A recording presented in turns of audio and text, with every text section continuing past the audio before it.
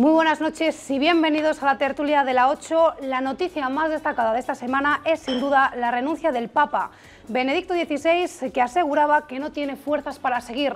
Noticia histórica de la que hablaremos esta noche, y aunque la noticia del pontífice ha cooptado los medios, también desde hace días la palabra más escuchada en los medios de comunicación es la de corrupción, y eso hace que gran parte de la sociedad esté desencantada con la clase política. En nuestras tertulias han escuchado la opinión de nuestros tertulianos, pero hoy queremos que los jóvenes tomen la palabra. Por eso hoy hemos invitado a esta tertulia y damos la bienvenida en primer lugar a Óscar Ropero, corresponsable del área de Juventud de Izquierda Unida. Muy buenas noches. Buenas noches, ¿qué tal? ¿Qué tal? ¿Cómo se encuentra? Bueno, luchando, como siempre. A su lado nos acompaña Fidel González, secretario general de Juventudes Socialistas. Bienvenido a esta tertulia. Muchas gracias. Y completa la tertulia Rodrigo Mediavilla, presidente de Nuevas Generaciones. Bienvenido usted también. Buenas noches. Bueno, es la noticia sin duda de la semana, noticia histórica. Para sorpresa de muchos, a los 86 años, Benedicto XVI admitía que ya no tiene fuerzas, que renuncia. Y la primera pregunta es esa: ¿qué les parece este anuncio por parte del Papa? Pues a mí me parece bien, porque es una decisión que él ha tomado en plena libertad y basándose en el Código de Derecho Canónico que se puso en el año 96 por Juan Pablo II. Creo recordar que es el artículo 232.2 de ese código el que dice que el Papa, si lo hace libremente, puede renunciar, y pues, mientras actúe con libertad como lo ha hecho, no creo que haya ningún problema. Lo de histórico lo decíamos porque hace aproximadamente 700 años que un Papa no renunciaba. Fidel, ¿qué le parece la noticia? Sí, para mí bastante sorprendente, ¿no? Lo primero, creo que hay que dejar claro que se trata de una renuncia y no de una dimisión, como se ha dicho en muchos medios, ya que la dimisión tendría que ser o tendría que haberle presentado la carta de dimisión al mismo Espíritu Santo, ¿no? Y esperar su respuesta, con lo cual hablamos de renuncia. Y dentro de esto también decir que ojalá cunda el ejemplo, y cuando se vean sin fuerzas algunos papas no esperen hasta morirse para dejar el cargo, ¿no? Creo que la Iglesia tiene que comenzar a renovarse, que empieza con este pequeño detalle, porque al final es un detalle. No sabemos si es porque el Papa está cansado, porque quiere dejar cerrada su sucesión y bien atada, o por problemas de salud, pero lo cierto es que creo que sí es un pequeño paso para que esta institución, que por cierto es bastante representativa en España, vaya dando pasos hacia una democracia mayor. Bienvenido sea. De momento creo que la Iglesia, por desgracia, pocas lecciones de dar ejemplo puede dar, porque, valga la redundancia, porque en este caso, tristemente, pues no es para nada una institución democrática. ¿Qué le parece la noticia, Óscar? Hombre, yo creo que la dimisión del Papa es lo de menos. Yo creo que lo más importante ahora es la actitud que toma la Iglesia frente a la situación actual, a la situación de crisis, de pobreza, de guerras.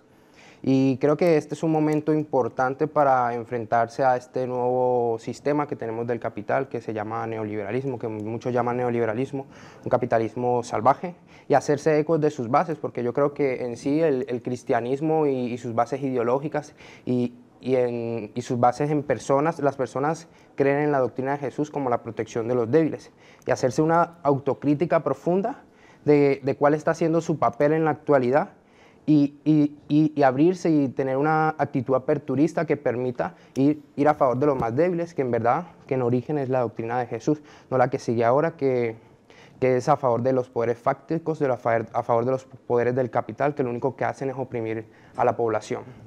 Vamos a hacer un breve balance de lo que han sido estos años de Benedicto XVI. Les voy a pedir una breve valoración. ¿Cómo han visto todos estos años, todas las declaraciones de Benedicto XVI? A mí me han parecido unos años muy fructíferos para la Iglesia y para los creyentes. Ha redactado más de una encíclica, también varios libros. Y luego, aparte, sobre todo, es muy fructíferos en España. Los españoles tenemos que estar contentos de su pontificado. Nos ha hecho 3 visitas. Ahí está la visita a Valencia, la visita a Barcelona y Santiago, y la Jornada Mundial de la Juventud. ¿Qué acto había habido en España con 2 millones de jóvenes de todas las nacionalidades, en un clima de respeto, de bien común entre todos? O sea, un pontificado bastante fructífero. Y en cuanto a la personalidad, sí que es cierto que mucha gente no tenía ese cariño, ese apego a Benedicto XVI, porque no era tan extrovertido como podía ser Juan Pablo II, ¿no? pero también ha ido evolucionando a lo largo de su pontificado. Yo, por ejemplo, tuve la suerte de estar en la Jornada Mundial de la Juventud y vi un Benedicto XVI abierto, cercano a los jóvenes, que soportó el vendaval en Cuatro Vientos cuando todos los que estaban a su alrededor le decían retírese, retírese, que está corriendo riesgo su vida, y él se quedó con los jóvenes. O sea, hay un falso concepto de Benedicto XVI y muchos prejuicios por parte de algunos, vamos. Pero fíjese que ha hecho declaraciones polémicas el Papa, porque, por ejemplo, se opuso firmemente al matrimonio gay, el uso del preservativo no previene el SIDA, dijo, o su controversia sobre el Islam. También ha sido muy polémico en ocasiones. Sí, ha sido polémico porque ha dicho verdades para él verdades y para los católicos. Hay que recordar que cuando habla el Papa lo hace para los católicos, no lo hace para toda la sociedad. Entonces, entiendo las críticas, pero muchas de ellas son infundadas, porque aquellos que sean cristianos pueden tener las palabras de Benedicto XVI como un referente, o las de cualquier papa, pero aquellos que no lo sean, esa crítica infundada, cuando él se refiere al matrimonio dentro de la Iglesia, que faltaría más que los políticos nos metiésemos a legislar cómo debe o no debe ser el matrimonio en la Iglesia, o en cuanto a otros bastantes temas polémicos, que sí que es cierto que los ha habido. Y de ahí su valentía también, ¿eh? Fidel. Sí, yo quería comentar dos cosas, ¿no? Que decía Rodrigo, el hecho de que Benedicto XVI había estado cercano a los jóvenes por esto de la JMJ que se hizo en Madrid. Por cierto, había que contabilizar también la cantidad de millones que se gastó el Estado en cada una de sus visitas. Pero dicho esto, creo que la cercanía a los jóvenes, verdaderamente este Papa ha sido bastante poca, ¿no? Por desgracia, como la mayoría de aquellos que ostentan altos cargos en la Iglesia, ya que bueno, mientras Benedicto XVI dice o critica el uso del preservativo entre los jóvenes sobre todo, ¿no? Pues, y sabemos que previene enfermedades de transmisión sexual como el SIDA, que evita embarazos no deseados, y sin embargo la Iglesia sigue, y este Papa en especial, criticando el uso del preservativo, habría que decirle que su juventud, o al menos la católica, no le apoya mucho en esto, porque precisamente cuando fue la JMJ en Madrid se multiplicó el consumo de preservativos en la capital, ¿no? Y además se multiplicó por 5, por 6 esos días que el Papa estuvo en Madrid, ¿no? Con lo cual es sorprendente. Y dicho esto también quería decir, decía Rodrigo, que faltaría más, ¿no? que los políticos nos metiéramos en cómo debe de ser el matrimonio en la Iglesia, y lo comparto totalmente. Yo no trato de meterme en si la Iglesia debe respaldar o no el matrimonio homosexual. Ahora, lo que no tiene que hacer es meterse en el Estado, en los gobernantes, y tratar de influirles para que los homosexuales en este país no se puedan casar.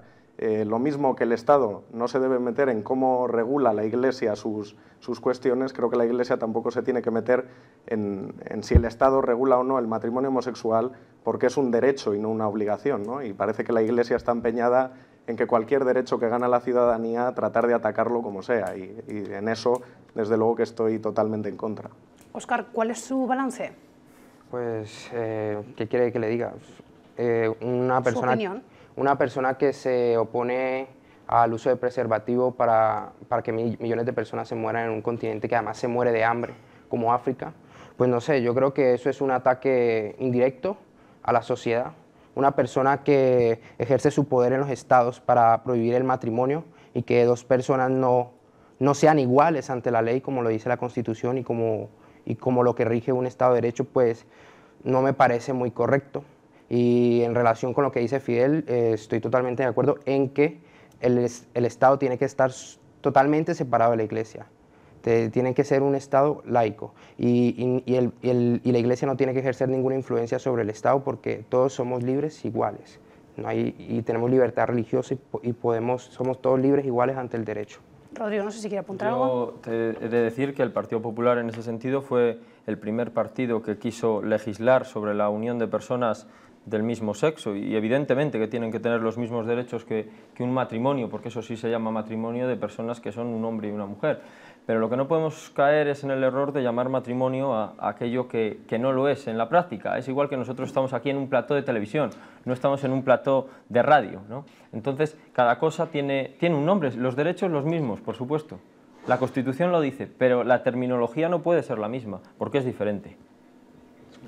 A mí, bueno, yo quería apuntar brevemente, ¿no? Que me sorprende bastante que digas que el Partido Popular fue el primero en apostar por la unión de personas del mismo sexo, cuando la ha tenido recurrida esta misma ley del matrimonio homosexual en el Constitucional durante 6 años y finalmente el Tribunal Constitucional ha dado la razón al gobierno de Zapatero, que en su día aprobó la ley, y a la idea del Partido Socialista de lo que es el matrimonio homosexual y de por qué sí se tiene que llamar matrimonio homosexual. Lo que ha recurrido el Partido Popular es la terminología, para nada los derechos. Por eso insisto que en todo momento estamos con los derechos de las personas homosexuales, faltaría más, insisto, pero la terminología no puede ser la misma, porque es que no es lo mismo. Óscar. Hombre, yo creo que el derecho evoluciona, ¿no? Ese artículo se hizo en una época en que, bueno, la sociedad era un poco conservadora, ¿no? Y pues estando ahora en una sociedad más plural, mucho más abierta, yo creo que ese artículo quedaba derogado por sí mismo, porque en el tiempo ya no valía.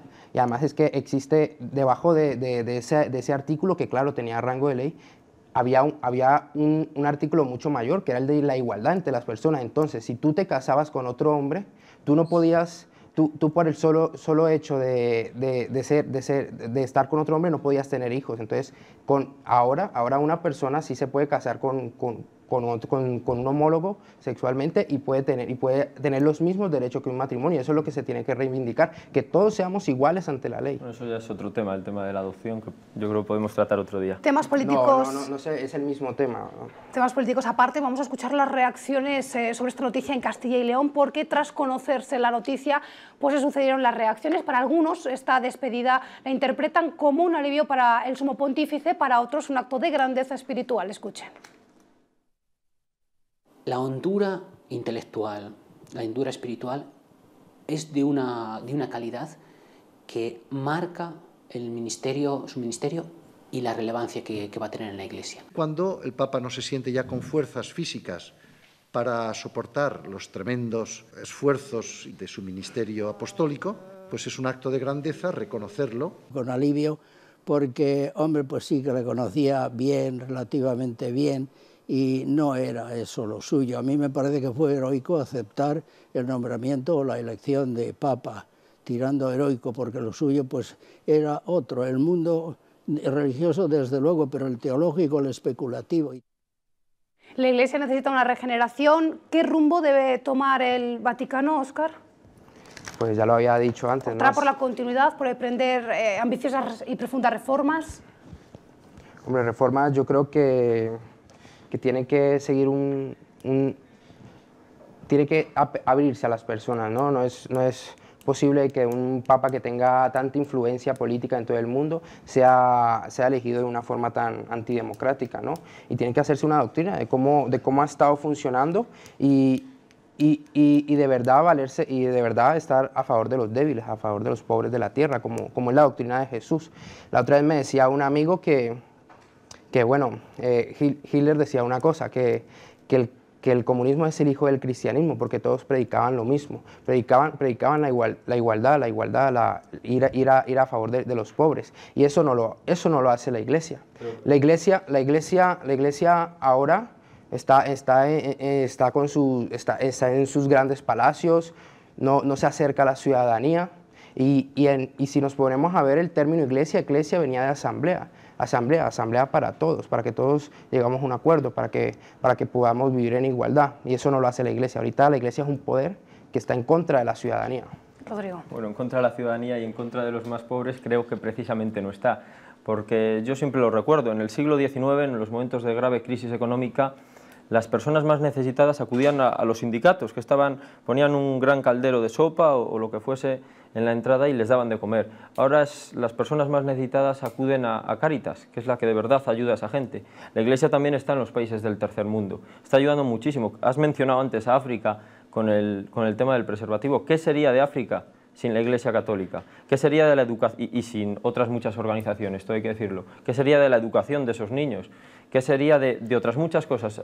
Tuve la oportunidad de acudir el día de los periodistas San Francisco de Sales a una tertulia que vino el presentador de Pueblo de Dios, el programa de la 2 de Televisión Española, y decía que cuando tú entrabas en un poblado de África, que lo lógico es que te reciban con metralletas, de hecho hace pocos días habían matado allí a varios periodistas, a ellos no les hacían nada, les recibían con los brazos abiertos porque iban acompañados de un misionero. Y eso es también Iglesia Católica. Iglesia Católica también son los centros concertados que ahorran tanto dinero al Estado. Iglesia Católica también son los hospitales que ahorran tanto dinero al Estado. Eso también es Iglesia Católica, y hay que decirlo. La Iglesia Católica no son palacios. Palacio hay uno, que es el del Vaticano. Bueno, primero Fidel, Óscar, luego apunta lo que quiera. Hay que decir todo... o sea, nadie tiene la verdad absoluta, creo, de ninguna de las partes, y por eso yo haré de parte intermedia, ¿no? Primero, ni la Iglesia es la bondad absoluta porque ahorre dinero, porque Cáritas de mucho. La Iglesia se está llevando muchísimo dinero al año. Es la única institución que no ha visto recortado su presupuesto pese a la crisis, porque el Estado y el Gobierno le siguen dando el mismo dinero desde que comenzó la crisis ahora, y eso desde luego es criticable y faltaría más, ¿no? Al igual que Cáritas lo hace también Cruz Roja, y no tiene que ver nada con la Iglesia, lo hace el Banco de Alimentos y tantas organizaciones no gubernamentales, ¿no? en este país. Yo, en relación a lo que comentabas de los cambios que debería dar la Iglesia, tengo 3 fundamentales, que es yo creo que el paradigma de cualquier institución hoy día para acercarse a la ciudadanía.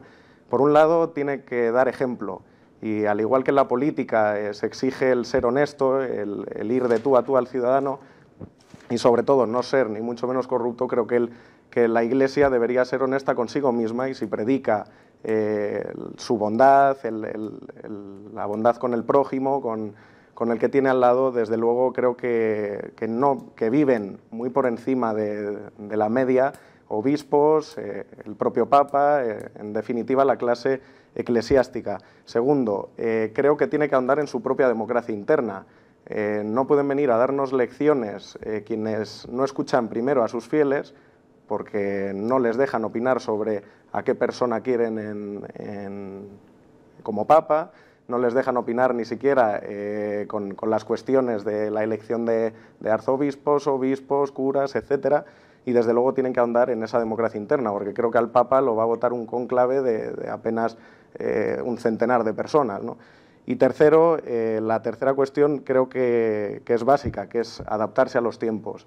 O sea, no puede ser que la Iglesia, desde su propia Constitución, siga con unos valores anclados en el pasado. Creo que se lo está pidiendo la juventud, pero no solo la juventud. Hasta hace unos años, en España, quizás había mucha gente de mediana edad que decía, bueno, yo comparto los valores de la Iglesia. Ahora te encuentras con padres, madres, incluso abuelos, que no comparten para nada unos determinados valores que están anclados hace 10 siglos. ¿Se debe elegir un papa más joven?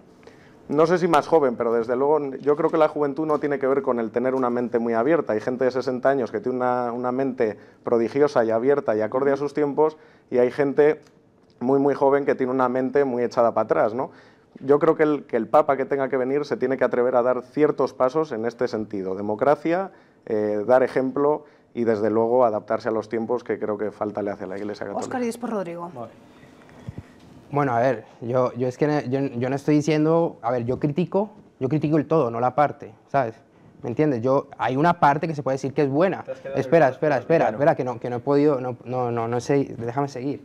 A ver, claro, hay una parte buena, pero eso es como en todo. En un grupo de malos pues puede haber uno más o menos bueno, pero lo que te quiero decir, ¿sabes por qué te digo que la Iglesia va en contra de la ciudadanía? Porque ni siquiera ha aceptado recibir reformas que a lo largo de toda su historia se han querido hacer y no se ha podido. Por ejemplo, en los años 60 había un gran movimiento que se llamaba el de la Teología de la Liberación, que era acercarse a la Iglesia al pueblo, a los humildes, a las personas, y que tuvo gran fuerza en América Latina, con Bob, con Camilo Torres, con una serie de curas, personajes muy importantes en ese contexto, que querían hacer una iglesia para los humildes.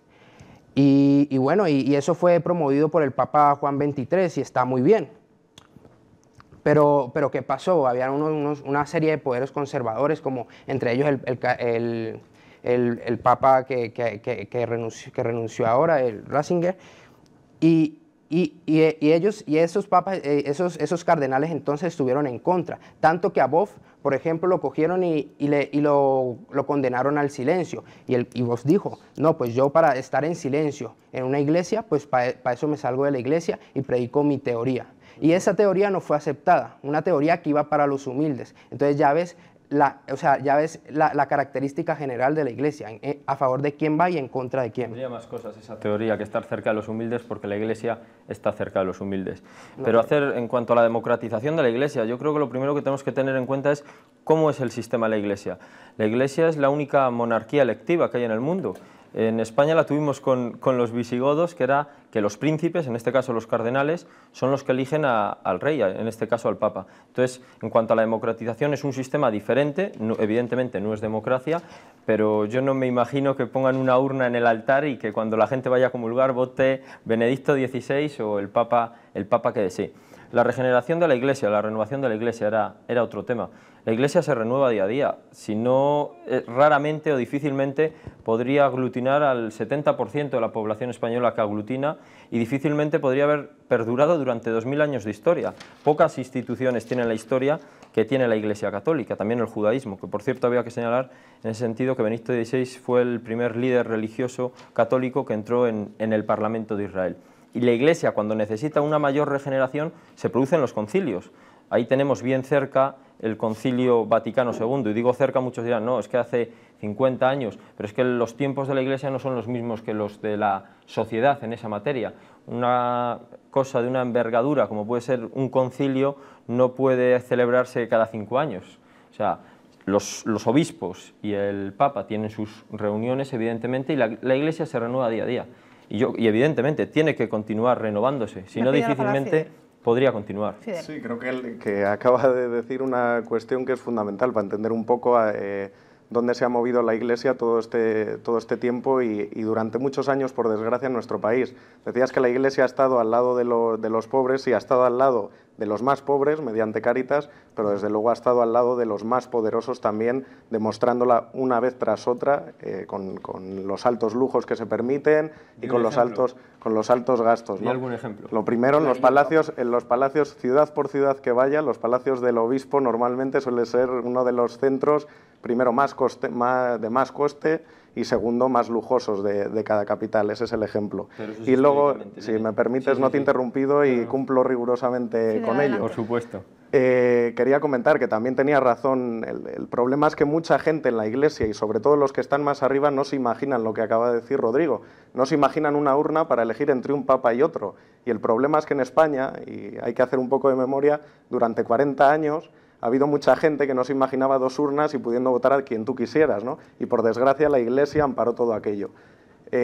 Y con lo que digo quiero decir que es que la Iglesia en su día no se imaginaba eso en la sociedad, no se imaginaba una democracia para elegir sus gobernantes y en la actualidad parece que ni siquiera a nivel interno va con los tiempos para poder elegir a su propio papa. Parece que no recuerdas mucho la figura del cardenal Tarancón en un movimiento por la democracia, muy criticada por el franquismo. La Iglesia en los últimos años del franquismo, ya que vienes a recordarlo, fue muy criticada duramente por el franquismo. En el entierro de un general o de Carrero Blanco, creo que fue, se gritaba Tarancón al paredón y era un cardenal. O sea, que esa unión que ahora se quiere hacer falsamente desde la izquierda de Iglesia derecha, Iglesia fascismo, es falsa. Óscar, adelante. Hombre, tú hablabas ahorita del Concilio Vaticano II y esa precisamente era de la reforma que yo te quería hablar. Y en esa reforma, en conclusión, se llevó a cabo de que, bueno, que cada cristiano pues hiciera su labor política que creyera en el partido político que quisiera, ¿no?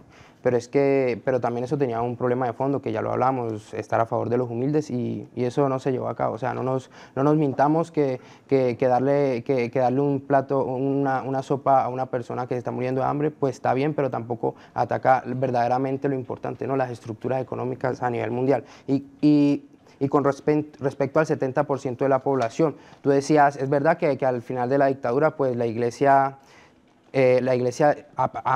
todo lo tenemos que ver a nivel mundial, ¿no? Pues se estaba teniendo unas reformas, ¿no? Unas reformas en la Iglesia, pero no nos olvidemos que la dictadura impuso la religión católica y por eso pues tenemos el 70% de personas católicas en España. Perdona, una pequeña pregunta. En el resto de países de Europa no ha habido dictaduras que hayan impuesto religión católica y el porcentaje es el equivalente también. Yo simplemente por contestar en un momento a Rodrigo, no relaciono a la Iglesia con el franquismo, no vinculo a la Iglesia con el franquismo, sino que vinculo a la cúpula de la Iglesia de un determinado momento con el régimen franquista. franquista. En aquel momento Franco era sacado, durante 40 años en este país, Franco salió bajo palio de todas las iglesias que pisaba. Fue tratado por la Iglesia Católica hasta el punto de que el sistema político que teníamos en España, el sistema político no religioso, era el nacionalcatolicismo, ¿no? Y por ello no es que yo vincule a la Iglesia con el franquismo, es que la cúpula de la Iglesia se vinculó en su día con el franquismo y apoyó el franquismo, apoyó la dictadura de este país, pero fue la cúpula, no toda su gente, y mucho menos me refiero a eso. En cuanto a Tarancón, el cardenal Tarancón, precisamente es la excepción que confirma la regla, ¿no? Como se suele decir en estos casos. Una sola persona de la cúpula apoyando el que se diera de la cúpula. Una sola persona en España de la cúpula eclesiástica apoyando que llegara la democracia a este país, mientras el resto presionaron, y mucho, al propio Tarancón, como sabrás si has leído sobre ello, criticaron y presionaron mucho a Tarancón para que dejara de apoyar la Vamos a ir avanzando con este tema porque, bueno, pues tras el anuncio de Benedicto XVI también se ha hablado mucho del papel de la mujer en la jerarquía eclesiástica. ¿Veremos alguna vez alguna mujer papa, alguna mujer dando misa? ¿Se va a dar más peso a la mujer dentro de la Iglesia? ¿Creen que llegaremos a eso? Yo creo que la mujer en la sociedad tiene que jugar un papel muy importante y lo está jugando, por supuesto, y al igual lo tiene que hacer en la Iglesia. Pero bastantes ejemplos y sobrados hay, no actuales, sino a lo largo de la historia, de la importancia que ha tenido la mujer, el papel importante de la mujer en la Iglesia. Ahí tenemos un montón, una retahíla de santas, Santa Teresa de Jesús, Santa Teresa de Calcuta, volviendo a hablar de los pobres y los más necesitados, un montón de órdenes religiosas de mujeres, las carmelitas, las dominicas. En definitiva, la mujer sí que ha tenido un papel importante en la Iglesia y lo sigue teniendo. Fidel. Yo creo que por desgracia a corto plazo no vamos a ver a una mujer ni dando misa ni como papa, mama o como lo vayan a llamar si deciden dar ese paso, ¿no? Creo que por desgracia la Iglesia debe de dejar de pensar en la mujer como aquella súbdita que se encierra en un monasterio, como las monjas de clausura, así dicho, y empezar a pensar en que también las mujeres tienen, por supuesto, la misma capacidad que los hombres para poder dar misa y para poder ejercer la máxima representación de la Iglesia Católica. Óscar, ¿cuál es su opinión sobre este tema? Yo creo que en un sistema antidemocrático como es la Iglesia, pues poco podemos pensar que haya una papa o una mamá o lo que sea. Entonces pues no sé, a no ser que la Iglesia se revolucione a sí misma y cambie su forma ante el mundo, pues de pronto puede que sí haya una mamá o una papa. Y si sorprendente fue el anuncio del Papa, de Benedicto XVI, pues menos lo fue la imagen que se captaba en el Vaticano, lo van a ver a continuación, es esta fotografía del rayo cayendo sobre la cúpula de la Basílica de San Pedro del Vaticano pocas horas después de que su santidad decidiera volver a ser simple y llanamente Ratzinger. ¿Milagro, montaje, casualidad? Hombre, montaje, yo cuando vi la foto digo, puede ser un montaje, pero luego viendo el telediario lo cierto es que vi el vídeo de cómo caía el rayo, entonces montaje yo creo que no parece. Es una foto impactante, que sin duda es muy bonita, pero bueno, entrar en especulaciones yo creo que eso mejor se lo dejamos a Iker Jiménez, que lo trate él. Fidel, sí, por lo menos ha sido muy sorprendente, eso sí, estamos todos de acuerdo. Sorprendente es, ¿no? Creo que no se debe a un milagro, pero que dejaremos a Iker Jiménez de que se encargue de este tipo de temas, ¿no? Creo también que, bueno, quien haya estado en el Vaticano, la cúpula es altísima y acaba en pico, con lo cual sean las condiciones idóneas para que caiga un rayo, ¿no? O sea que tienen pararrayos también. Tienen pararrayos, por eso mismo. Es una señal del cielo, Óscar. Yo creo que es una casualidad y no tenemos que hacernos eco de tremenda casualidad. Tenemos que hacer una breve pausa para la publicidad. A la vuelta vamos a hablar de corrupción, así que cojan fuerza, regresamos en tan solo unos minutos, que tela, hay mucho de qué hablar. En tan solo unos minutos, publicidad.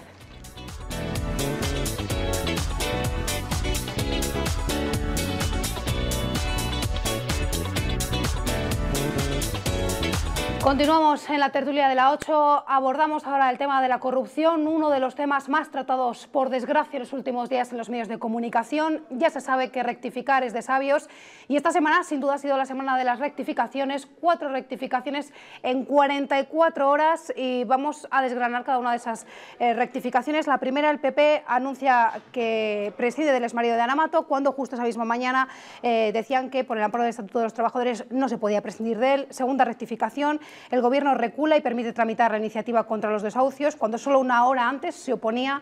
Tercera rectificación, Gallardón da su brazo a torcer y anuncia que revisará parcialmente la ley de tasas judiciales. Y la cuarta, Rajoy revela que la ley de transparencia sí se aplicará a los partidos políticos. El Gobierno, con estas rectificaciones, da un símbolo de debilidad. ¿Ha querido escuchar la voz del pueblo o, según ha dicho Soraya Rodríguez, el Gobierno está débil y agotado?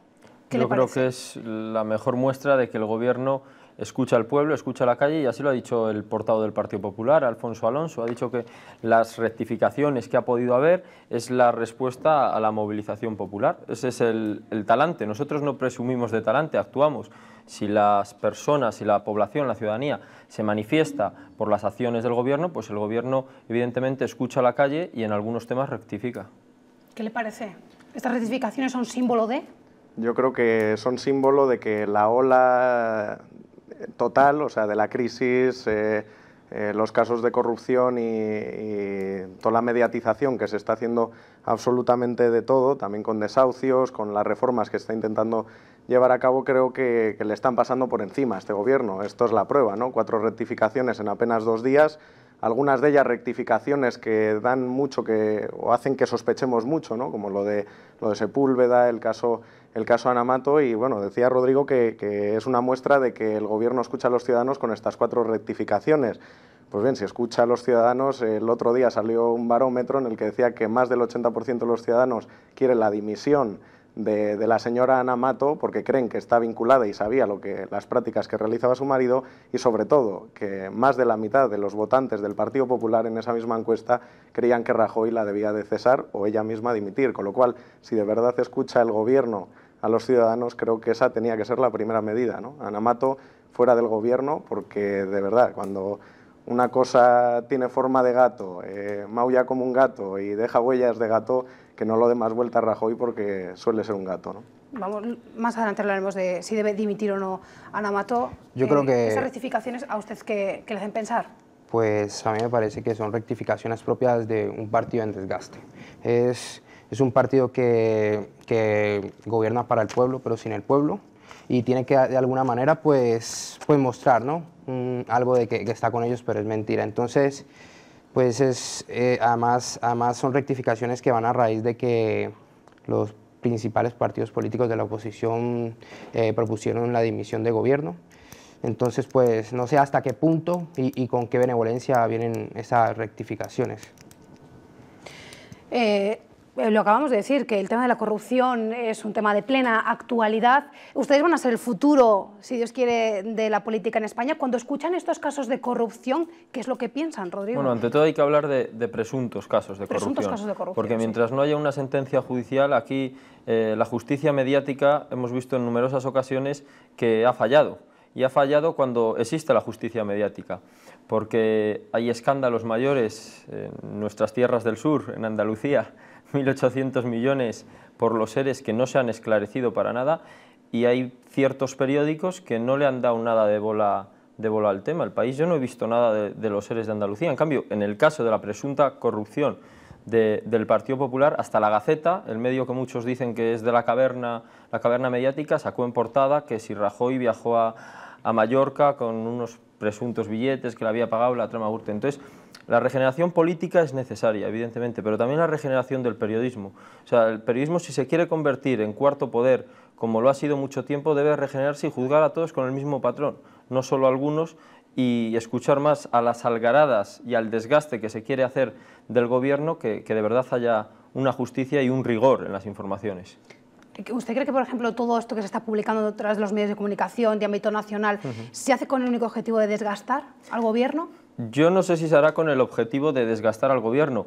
Yo insisto que lo que es sospechoso es que cuando los presuntos casos de corrupción son en el partido de la oposición, el Partido Socialista, hay cierta prensa de una cierta ideología que no dice nada, se calla, la tematización de los medios, ¿no? Lo que no sale en las noticias no es noticia, no existe, y en cambio hay otra prensa que cuando sucede algún caso de corrupción o presunta corrupción en el gobierno o en el Partido Popular, en ese mismo momento, vamos, brindan en la redacción de los periódicos. Fidel, ¿qué le parece? Hombre, el tema del periodismo, cada medio sabe hacia dónde tira. Lo curioso de todo esto es que el caso Bárcenas lo destapa El Mundo, ¿no? Que no es un periódico precisamente sospechoso de ser de izquierdas, ¿no? Y además, por cierto, muy cercano en algunos tiempos a Rajoy y ahora parece que no tanto. Con lo cual está claro, ¿no? Cuando en mi pueblo se suele decir que cuando el río suena agua lleva, y cuando comparten tanto la derecha mediática como el centro izquierda mediático la comunicación de decir, oye, aquí está pasando algo, El Mundo saca una cosa, El País al día siguiente otra, más de media docena de cargos del Partido Popular que aparecen en los papeles de Bárcenas dicen que lo que pone ahí respecto a ellos es verdad, entre ellos el portavoz del Grupo Popular en el Senado, cargos de nivel. Sinceramente, creo que claro que son presuntos, pero que algo está pasando en el Partido Popular es claro, y algo muy gordo, porque cuando un ex tesorero que tampoco ha estado tantísimos años trabajando en política como para tener 22 millones de euros y además que se los lleva a Suiza para que parece que no tener bastante constancia de ello la sociedad española, de qué hace ese dinero en Suiza, cuántos impuestos, o sea, lo más triste para mí de todo esto es que ver que un político, que alguien que se dedica a la política se lleva su dinero a Suiza para no cotizar en España, hay que preguntarse que qué clase de político es ese, ¿no? Que no quiere tampoco a su país, que se lleva el dinero fuera para no cotizar por él aquí. Y para acabar, creo que la corrupción política es un mal endémico y en este caso en nuestro país muy serio, y que solo se puede atajar si todos los partidos políticos comenzamos a dar pasos juntos. Es decir, que la ley de transparencia no se quede en una cortina de humo o en un simple florero en el que rendir pequeñas cuentas y que lo gordo siga estando igual, ¿no? Creo que la ley de transparencia tiene que servir para que se vaya a por los políticos corruptos de manera individual, a por los partidos políticos de manera colectiva y, por supuesto, que también la atañe a la monarquía como parte del sistema democrático que tenemos en nuestro país. Óscar. Bueno, yo creo que después de robar tanto al pueblo, de robar tanto a la ciudadanía, de haber tantos casos de corrupción por parte de un partido, pues no nos tenemos que escudar de que los medios de comunicación nos están atacando, están sacando lo que es y la gente está indignada con eso. Precisamente hace menos de un mes hubo una manifestación en la sede del PP de aquí de Palencia y mostró que la gente estaba indignada, eran más de 100 personas. Entonces uno no se puede escudar en eso. Es una cifra. Bueno, depende, si tú verás menos, yo veo lo que es. No, yo veo que siempre se cerca las sedes del Partido Popular y nunca las de otros partidos cuando han estado gobernando durante mucho tiempo cometiendo medidas erróneas. Y hablaba Fidel de a ver si de verdad lo atajamos entre todos. En ese sentido, el Partido Popular ha recuperado la responsabilidad penal de los partidos políticos en el Código Penal, algo que había eliminado Zapatero en el año 2010. Eso es significativo y eso no se dice. El Partido Popular ha sido, como partido del gobierno, el que ha incluido a los partidos políticos en la ley de transparencia. En definitiva, se están adoptando medidas en esa materia y es falso lo que se está diciendo desde la izquierda y sobre todo desde la izquierda mediática.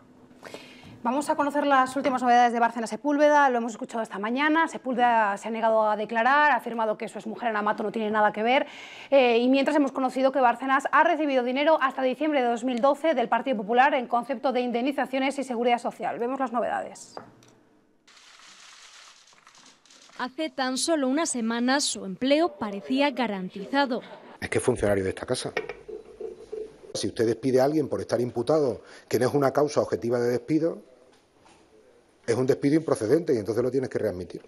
Ahora ya es procedente dejarle sin trabajo. El señor Sepúlveda ha dejado de prestar servicios en el Partido Popular a partir de hoy. Rectificar es de sabios y no tengo ningún problema en decirlo. Así han terminado casi 3 décadas de relación laboral entre Jesús Sepúlveda y el Partido Popular. El exalcalde de Pozuelo tuvo que presentar su dimisión en 2009 por su implicación en el caso Gürtel, la trama de Francisco Correa que le colmó de suntuosos regalos, los presentes que ahora traen de cabeza a su exmujer, la ministra de Sanidad, Ana Mato. Sin cargo político, Sepúlveda continuó como un empleado más del PP, aunque realizaba su trabajo desde casa sin pisar apenas una sede en la que le han cerrado las puertas después de la polémica en los medios de comunicación. Nos ha parecido oportuno, teniendo en cuenta pues también la situación que se ha provocado. En cuanto a si Ana Mato conocía toda la actividad de su exmarido, Cospedal asegura que la ministra ya ha dado explicaciones.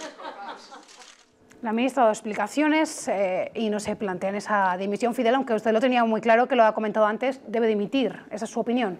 Sí, para mí por supuesto, y creo que lo tiene que hacer o de manera inmediata ella o si no Rajoy plantearse su destitución del gobierno. Quiero destacar varias cosas en este sentido y explicar un poco cómo ha ido todo esto, porque normalmente la gente, una vez que salta un tema, cuando ya pasan varios días y de ese tema se siguen sacando cosas, olvida lo primero que ha salido, ¿no? El marido de la señora Ana Mato era alcalde de Pozuelo de Alarcón. Se le descubrieron y se vio obligado a dimitir por presuntos pagos de la trama Gürtel, dimite y entonces es cuando pide un puesto a Rajoy, un puesto interno en el PP, ¿no? Bajo sueldo. Rajoy se lo da y ahora se ve obligado a prescindir de él, como dicen, ¿no? A echarle, porque este caso ya le está salpicando demasiado, y no solo a él, sino a su mujer Ana Mato. ¿Qué ocurre aquí? Que, claro, vemos que es una detrás de otra. Es que no son rectificaciones, es que son errores llevados a cabo por un partido político y, en este caso, el partido del gobierno. Este alcalde dimite, pide un sueldo al PP y el PP le pone un sueldo. Ahora que parece que se saca a la luz determinadas cosas, se ven obligados a echarle, ¿no? Y luego, el tema de Ana Mato, hay que dejar claro, ¿no?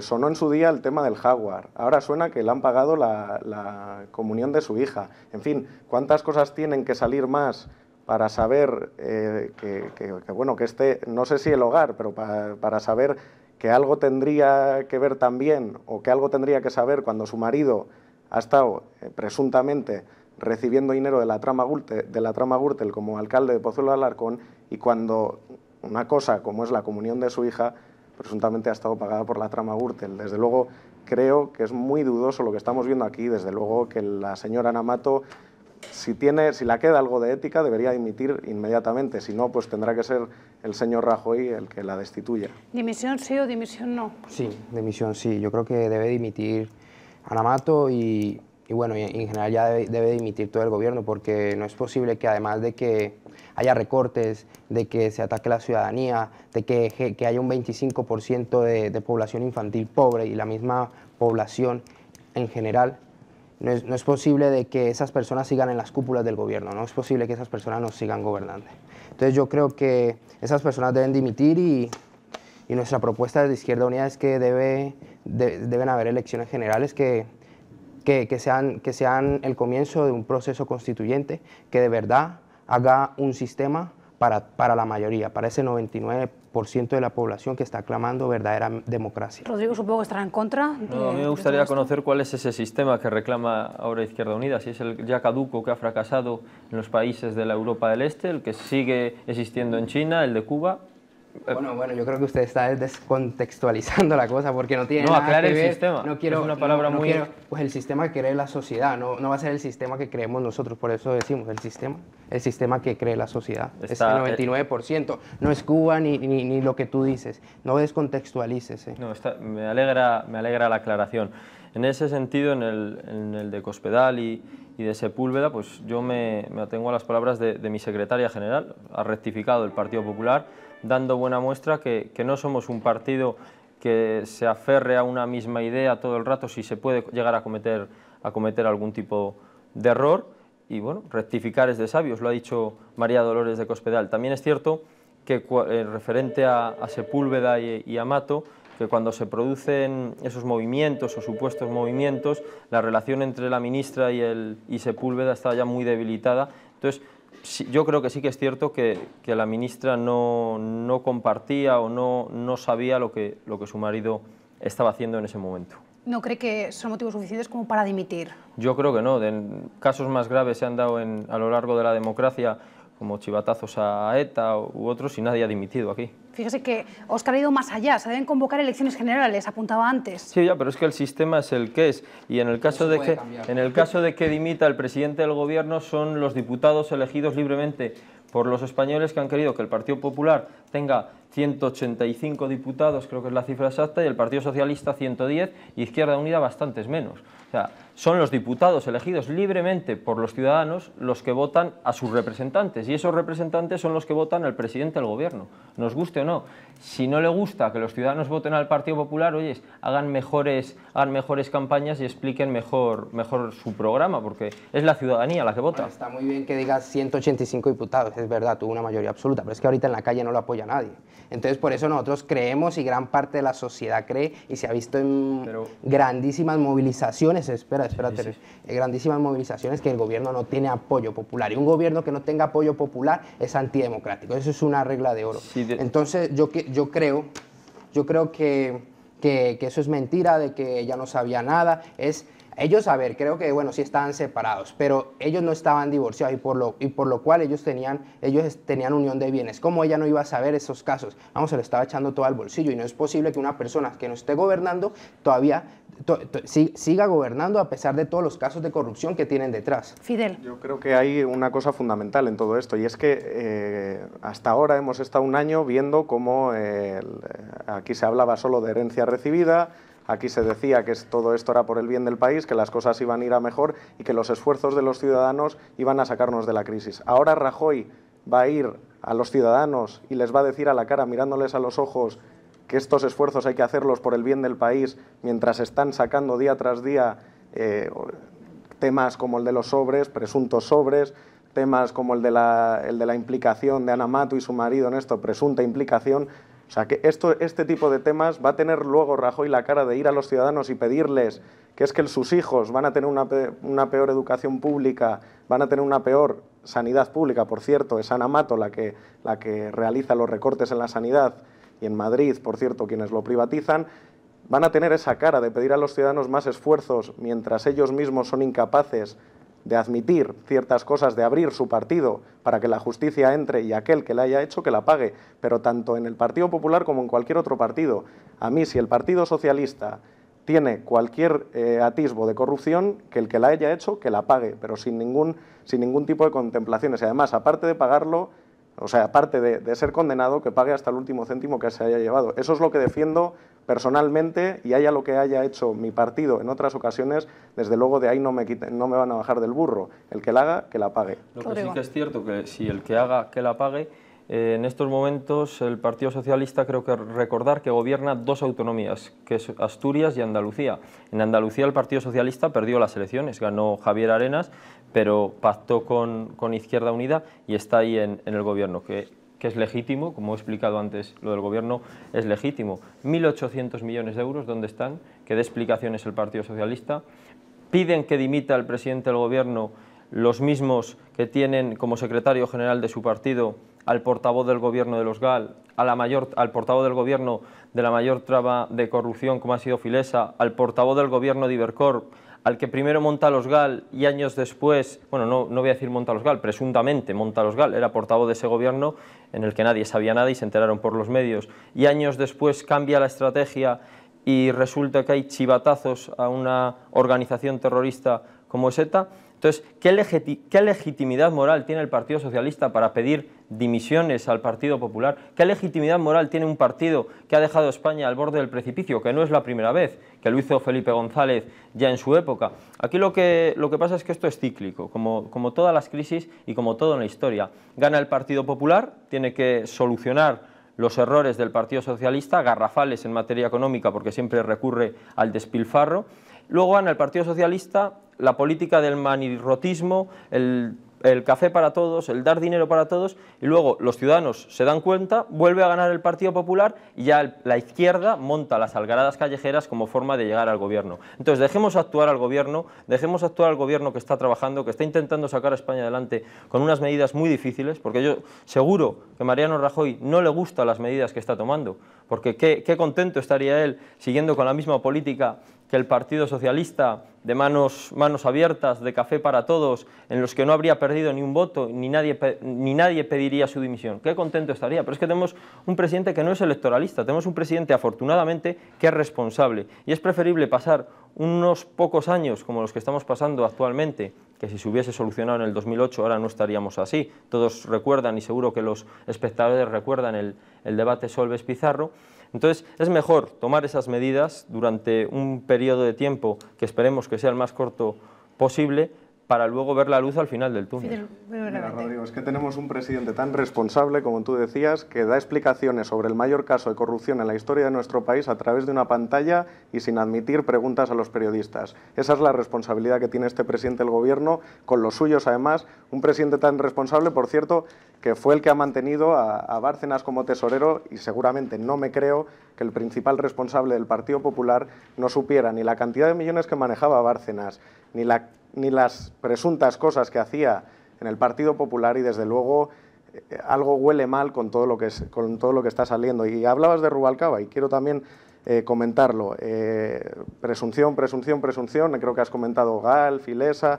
También te quiero recordar que es el ministro que ha acabado con ETA en este país, ¿no? Que más ha bajado las víctimas de tráfico, entre otras cosas. Que ETA ha acabado es en definitiva, bueno, no ha acabado con ETA, pero ETA ya no atenta, y eso fue gracias en buena parte a un ministro del Interior socialista como Rubalcaba, ¿no? Yo creo que el problema de fondo de lo que estamos viviendo ahora, ¿no? La crisis, la corrupción, todo esto no es precisamente la corrupción, ¿no?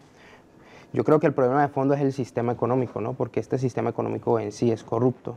Y con el respeto de ustedes dos, los partidos que lo sustentan, y hay dos partidos que lo sustentan, lo decías tú, gana el PP, tal, después se va el PSOE, tal. Está amparado por una ley electoral que favorece el bipartidismo. Entonces yo creo que ahora en que la sociedad ya está harta y que ya hay múltiples ideologías y que quiere otras alternativas, no estoy diciendo solo Izquierda Unida, existen muchas alternativas en la calle, pues yo creo que ahorita es preciso el momento en el que debemos ir a favor de un nuevo pacto social, ¿no? Un nuevo pacto social del 99% de la población a través de unas elecciones y un proceso constituyente. ¿No creen que la sociedad ya está un poco cansada del y tú más, y ver a los dos partidos mayoritarios bueno, pues reprocharse cosas durante todos los debates, todos los días, que la sociedad está confundida y que quieren que los dos partidos políticos vayan de la mano y se solucione la crisis cuanto antes? Yo creo que la sociedad es lo que quiere y es en lo que estamos, ¿no? Cada vez son pocos, pero empiezan a surgir los acuerdos que Partido Socialista y Partido Popular están llevando a cabo. Ahí tenemos la ley anticorrupción. Quedan 2 minutos, que intentamos que se lleve a cabo. Sobre los desahucios estoy seguro que también vamos a negociar el Partido Socialista y el Partido Popular, porque estamos hablando de vidas de personas y es un tema muy serio, y la sociedad es lo que quiere. Fidel, terminamos. Yo estoy seguro que lo que quiere la sociedad es eso, que se vaya junto para salir de esta crisis. Lo curioso es que cuando gobierna el Partido Socialista es imposible llegar a cualquier pacto porque no se puede negociar nada, y sin embargo cuando gobierna el Partido Popular parece que el PSOE tiene que tener todo el peso para pactar. Desde luego creo que el PSOE es un partido más pactista y que puede consensuar determinadas cosas, y que desde luego veremos algún punto en el que confluya esto. Óscar, ¿quiere concluir? Yo creo que siempre han ido de la mano. En la última reforma de la Constitución, en que se primaba la deuda de la deuda, y es responsable de todo lo que está pasando, yo creo que siempre han ido de la mano. Creo que la sociedad debe buscar una alternativa diferente a lo que ya han vivido durante casi 40 años. Seguro que se han quedado en el tintero muchas cosas. Les invito a que una vez al mes vengan a esta tertulia. Pues perfecto. ¿Aceptan la invitación? Por supuesto. Sí, Fidel, Óscar, ¿viene también? Sí. Pues muchísimas gracias por acompañarnos esta noche y nos vemos muy prontito. Que les vaya muy bien, que tienen las cosas muy claras. Igualmente. Igualmente, gracias. Muchísimas gracias, Óscar. No te vayas. Óscar, a ustedes, que gracias por acompañarnos, que nos vemos la próxima semana. Adiós.